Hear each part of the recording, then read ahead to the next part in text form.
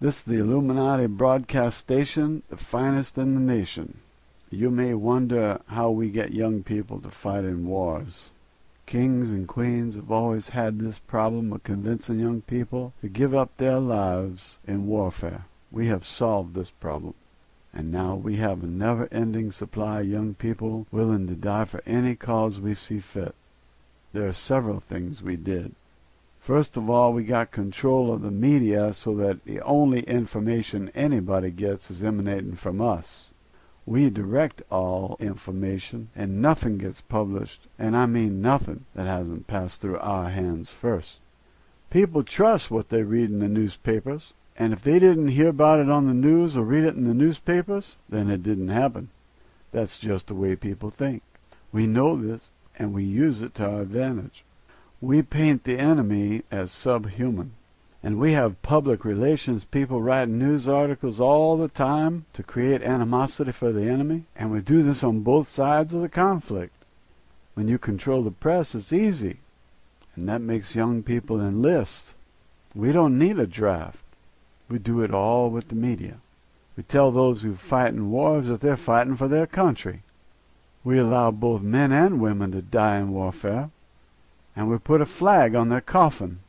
If you're going to manipulate the population, you have to know how they think, what's important to them, and what motivates them to lay down their lives. We control the school system to make sure that nobody gets a real education. None of the textbooks have any real science in them. We keep that for ourselves. We have to maintain a certain level of ignorance in order to control the population. If a new discovery threatens our control, we seize it under national security, and then instruct the discoverer not to talk about it, or he can go to prison or worse.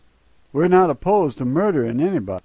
We have murdered many great men in order to contain the information that y'all have available to you. We have full control over the patent office as well. If you bring in a great invention, we'll take it. We'll develop it ourselves. And since we have control of the patent office, we'll have it patented before you can. We control the process. You'll be robbed of everything you work for, no matter how brilliant you are.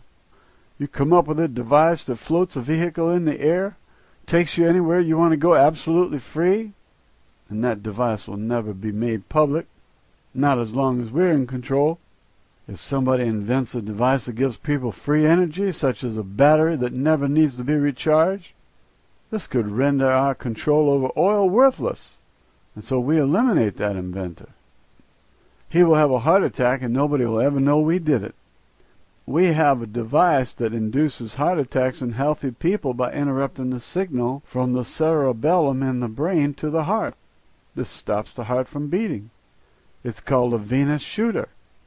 And there have been many heart attacks that y'all thought were natural deaths.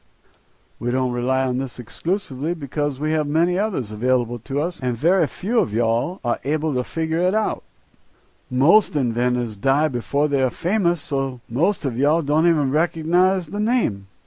Those who suspect that R.D. Geist, for example, was murdered may complain, but we have the coroner and the police under total control.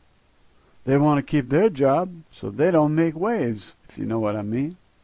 Like I said previously, we can buy anyone, and if we can't buy them, we have other ways of dealing with the situation. We can solve any problem that may arise when there's a lack of cooperation, you might say. The battery that never needs to be recharged is just one example, but today you have inventors in ever greater numbers than ever before, and discoveries are occurring in every discipline of science. It's getting harder to hold back the deluge of discovery and invention, and we're going to have to do something drastic now. If the population was reduced, that would reduce the number of people working in the sciences, and so we have plans to eliminate most of y'all. We don't need so many people on the planet. Just us and enough of y'all to wash our cars and bring us food when we get hungry, run the factories and the resorts for us, that's all. We figure about 500 million is all we need. So that means a reduction of about 93% of y'all. Most of them live a very meager existence anyway. We call them useless eaters. We put mercury and virus into the vaccines and give them to children and old people to eliminate some, and we create diseases in the laboratory as well. You heard of H1N1, haven't you, boy? AIDS, that's another one. There's so many out there. You'll never be able to write 'em all down. And we're constantly testing the effects on people. Why, we just fly a plane over an area and spray, and you never know we did it. We don't use chemtrails anymore. We now have the equipment built into commercial jets, and the pilot don't even know they're there. He don't need to know. It's not his job to know. Some of the mechanics got wise to it. We had to take measures to control the situation, if you know what I mean. We don't tolerate curious mechanics at all. Sometimes a mechanic will make a discovery that affects his livelihood. Mechanics belong to a union, and we maintain tight control over the union. And any mechanic who gets curious won't be able to survive. We arrange it so a bad report is turned in, and that goes against his permanent record. Now, who's going to hire him to work on commercial aircraft if his record shows he failed to replace a faulty part?